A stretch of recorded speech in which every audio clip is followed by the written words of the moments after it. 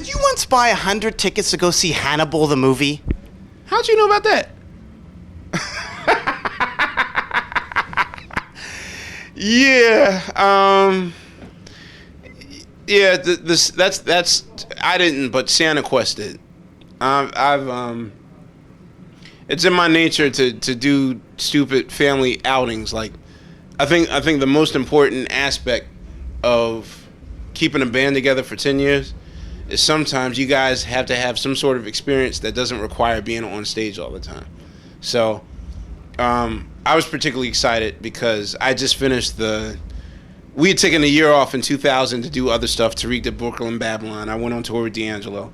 And we were kind of getting back in the feel of things. And, I read the Hannibal book like 2 days in a row, and I was excited about it. So the day that it came out, I decided to go and buy out the whole theater. And we went to the last showing. Well, they actually gave us a private midnight showing. And unfortunately, everybody was like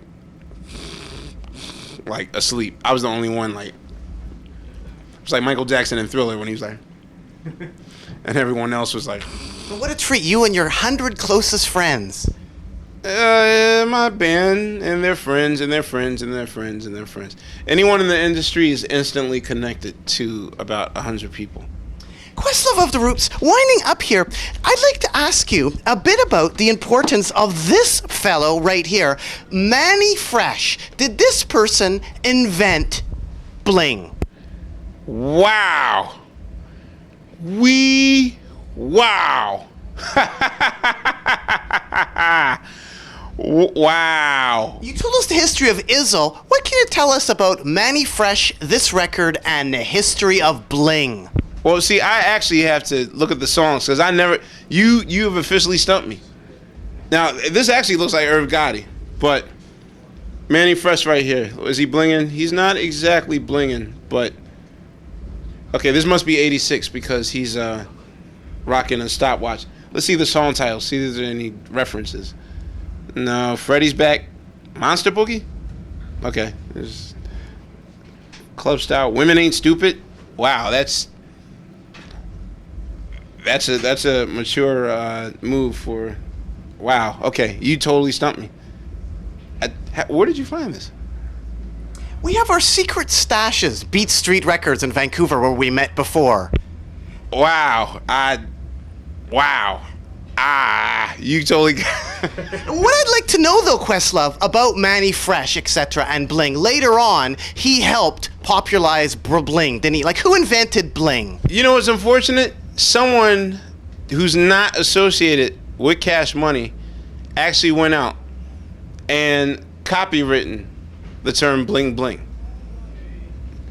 That is why I think, it's so important for hip-hoppers to really be on top of their game with their business, you know what I mean? And all too often, you have people, they cultivate a style and they originate it, and then they just abandon it. I don't know. I would have... Probably the smartest business story I ever heard. In 1998, a young man from London actually came to America and got the rights to 21st Century Fox. So when 20th Century Fox was like, oh, damn, it's 1999. All right, let's copyright it. What do you mean? Someone... Who? What? Like, they tried every method to muscle this guy out of 21st Century Fox. He actually settled for very cheap. He settled for something like $800,000. But very smart guy, So what happened with Cash Money and Bling Bling then? What would you say? Cash Money, are they the pioneers of bling? I would like to say Slick Rick. I mean, the idea of blinging, yeah, okay, so the idea of diamonds and stuff, yeah, they popularized it. I don't know, like a lot of cats are claiming first. Jay-Z claims he was wearing platinum, but when y'all thought it was silver, I don't know. They're one of the proprietors of the term Bling-Bling, but I don't know if they were first to actually start rocking ice. Questlove of the Roots, what was it like playing with a 50-piece orchestra? Like you, Jay-Z, and a 50-piece orchestra? It was a challenge because Was Questlove in control? I was the centerpiece. Like, the deal was the orchestra, that particular Hustle Symphony Orchestra, came from London, and that particular unit had to follow the conductor. So I was controlling the conductor and controlling my unit. Like, I had my unit, which was the Philadelphonics, the 6 musicians, and then I also had the conductor of the Hustler Symphony Orchestra. So we had to have our own particular language when we were looking at each other, like this. And then, I give her a pre-warning, and then she would give her orchestra a pre-warning. So it was a little different because you have to think in terms, like, whereas I could give my band a warning, like 1, 2, 3, hit it. I would have to give her an 8 count warning. So if I wanted the orchestra to do something and her cue was coming up, I would have to count to 8 for her, 4 for her, 1, 2, 3, 4, and then she would do the 1, 2, 3, 4 for the orchestra. So it's kind of weird thinking in 4s for my band, but thinking in 8s with her. It's, but I'm a man who can juggle. That's why they hire me. Were you juggling Jay-Z? How is Jay-Z doing during that? Does he have a good memory? How's Jay-Z's memory?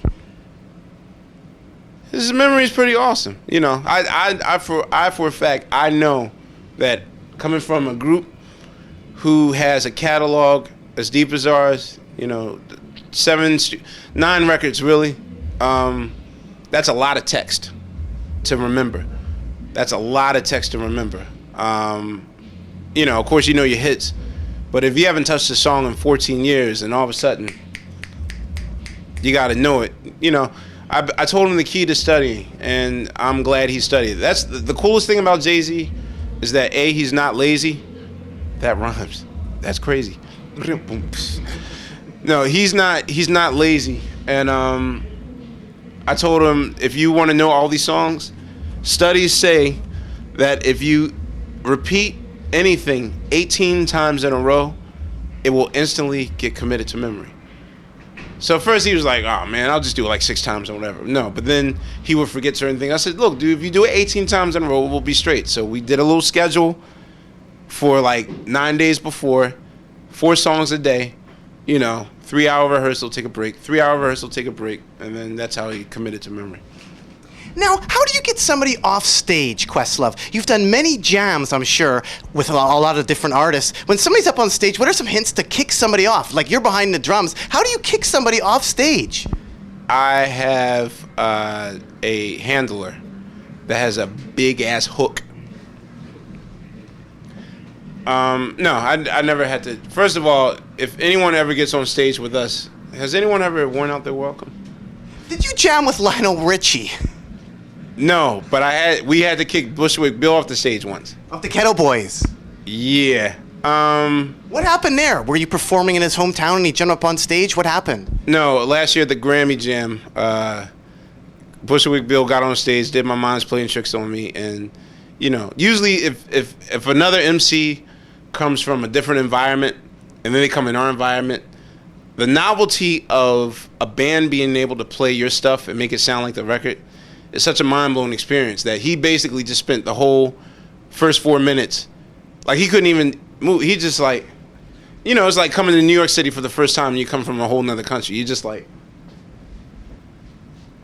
Bushwick Bill. That's all he did. Well, he was down here, but he was so happy he wanted to do My Mind's Playing Tricks on me like 3 times in a row. But who came on? Oh yeah, Cannabis came and snatched the mic out of his hand, like, But Bushwick was so happy that he just let it slide, Sorry for taking that mic from you.